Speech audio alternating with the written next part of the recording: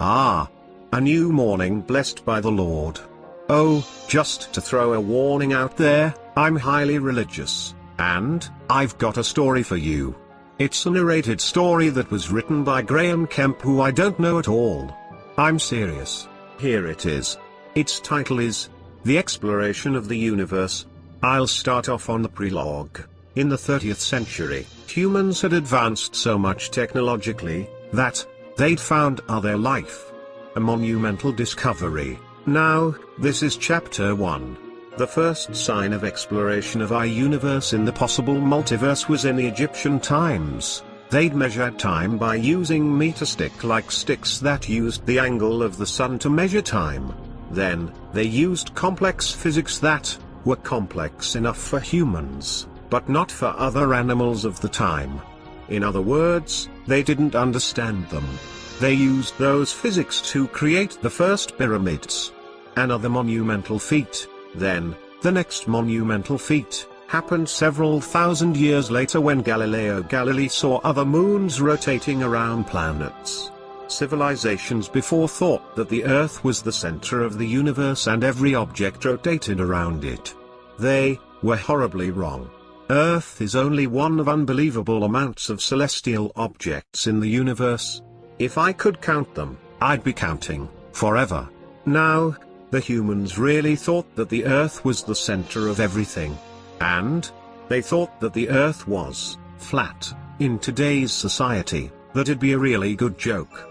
It's just not possible. It's just, if the Earth was flat, we wouldn't see the Earth as we see it now, and the sun could spin above us.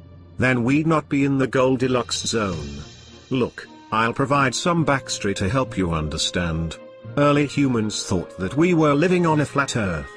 If the universe was flat, we'd not have to worry about black holes as much as physicists do now. And I'm a physicist myself, and I worry about it every day. Now, the next monumental feat occurred in Isaac Newton's lifetime when he proved that gravity existed. Yep, that's right. Isaac Newton didn't create gravity, but he was the one that reinforced its existence. Chapter 2. When Isaac Newton was a child, he lived in a world that most children, even severely poor ones, don't have to worry about. They lived in a world with no video games, no computers, and hardly any education which the modern geeks take advantage of. Then, the law enforcement wasn't as great. But he was a man that helped develop modern physics. He even made his own laws of motion. First one, if you don't move, you're likely to not move unless a thought or person helps you move. Second one, an object will move in the direction of the net force or the force.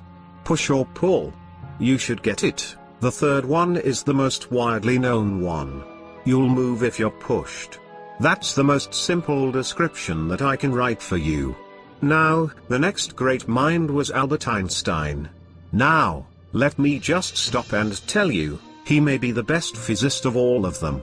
Even Stephen Hawking. He was a relaxing man that lived a successful life and died next to his last patented theory. And, when he died, several scientists removed his brain, and his brain was 15% wider than a normal human's brain, and it included an unusual set of grooves. And he got into his high school when he was 10. Most likely because of his IQ. Now, this is the last great mind that I'll describe before I deliver my post-apocalyptic story. I just can't wait. Stephen Hawking. Now, let's just stop and think.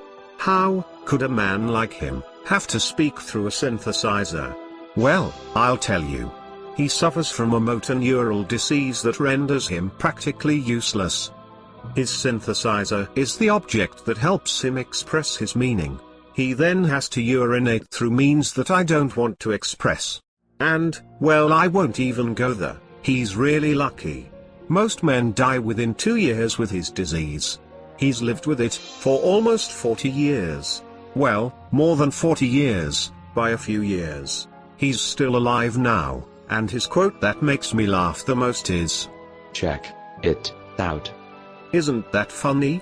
Well, here's the reason you bought this book. The Exploration of the Universe. It all began with Bang. An ever-expanding event known as the Big Bang. It was the moment of all creation. And it's been expanding for 13.7 billion years and will until the end of the universe. Many years after this event, humans developed technology able to explore the vastness of space. But they forgot their home, Earth. In their quest for life, they lost all memory of their home planet. Even though it was almost perfect, they left it forever. I myself was one of the last humans to leave, and I didn't want to. But, if I didn't, I'd only have my pet dog, Brittany. All of the other animals were harshly hunted down and killed, but not Brittany, so I begged the spaceship commander if he could let me bring my pet dog Brittany. He didn't. I begged and begged, but he wouldn't budge. So, Brittany and I did our secret handshake and I never saw her again. She most likely died of starvation within months and I didn't want to leave, but I had to. So within the first week, traveling at nearly the speed of light, for the rest of my life never left the Milky Way galaxy, but did make some pretty cool trips. They were good, bad, and I met harmless aliens, but I always missed Brittany. I don't know how boring it was for her. She'd been really happy before my departure, learning all the humans would leave before 2 p.m., didn't know that I'd never see her again. So we traveled far, close, and always wanted to ask questions. I even met a similar version of Barack Obama's descendant. He was pretty cool. Then, several years before we stopped to learn the moon's geography, I learned that I had to exercise because 0 G's of gravity will make your body not work as hard. So, I taught the commander who'd been born in the spacecraft that I'd lived in since my departure, that 0 G's will make your body become lazy. Now, men and women, they were different on that spacecraft.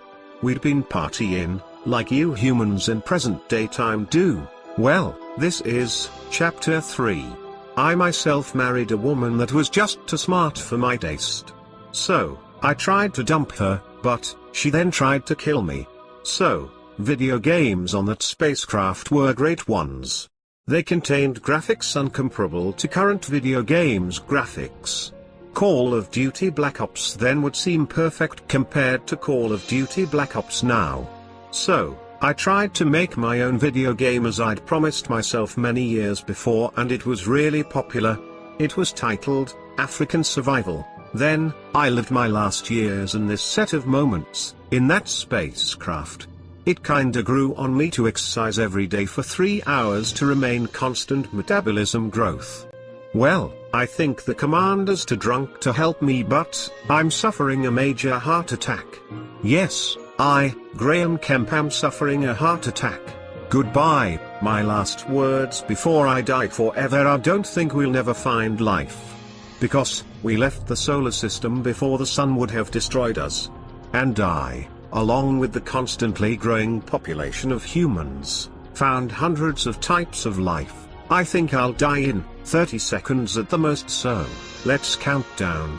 1, 2, 3, 4, 5, 6, 7, 8, 9, 10, 11, 12, 13, 14, 15, 16, 17, 18, 19, 20. Well, I think this is the end of me. And, those are the last words. I can't find any epilogue or anything. Ah. He truly died a genius. Well, this is the end, not of me, but of this animation. Goodbye.